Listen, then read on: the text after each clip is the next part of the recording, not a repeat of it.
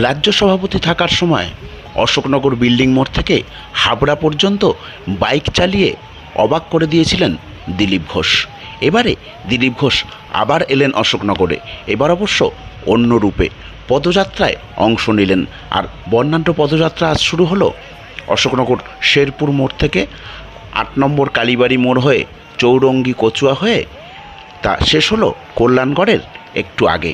এদিন অবশ্য দিলীপ ছিলেন খোশ মেজাজে, লাঠি ঘুরিয়ে সকলকে মুগ্ধ করলেন দিলীপ ঘোষ। এছাড়াও কটাক্ষ করতেও ছাড়েননি তৃণমূল কংগ্রেসকে।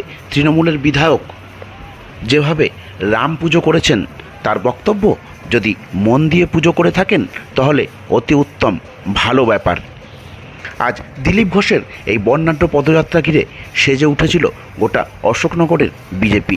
যদিও প্রাক্তন মণ্ডল সভাপতিকে মিছিলে দেখা যায়নি, ছিল জেলার নবনির্বাচিত জেলা সভাপতি থেকে শুরু করে অশোকনগর মণ্ডল সভাপতি বাপি মিস্ত্রি সহ একাধিক নেতৃত্ব। তবে দিলীপ ঘোষের এই পদযাত্রা বিজেপির মনোবলকে আরও জোরদার করবে বলেই মনে করা হচ্ছে। দিলীপ বাবু আসছেন, উৎসব উদ্দীপনা কিভাবে দেখছেন?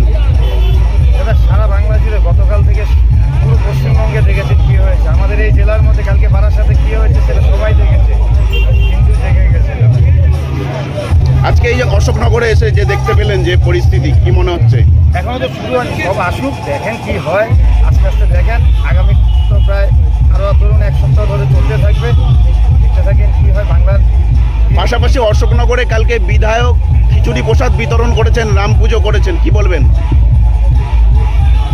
দাদা, তাহলে যেটা ছিল জয় শ্রীরাম, যার অনুপ্রেরণায় ওই দলটা চলছে, জয় শ্রীরাম মানে আপনারা সবাই দেখেছেন যে গালি দিচ্ছে, তাহলে তারা ধর্মের দিকে আসছে, শুভ লক্ষণ।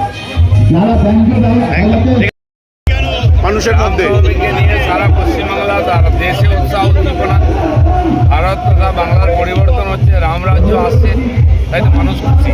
বহুদিন ধরে মানুষকে ভয় দেখিয়ে ধমকে রাখা হয়েছে, যারা ভয় দেখাতো তারাই এখন আমাদের সঙ্গে রাস্তায় নেমেছে।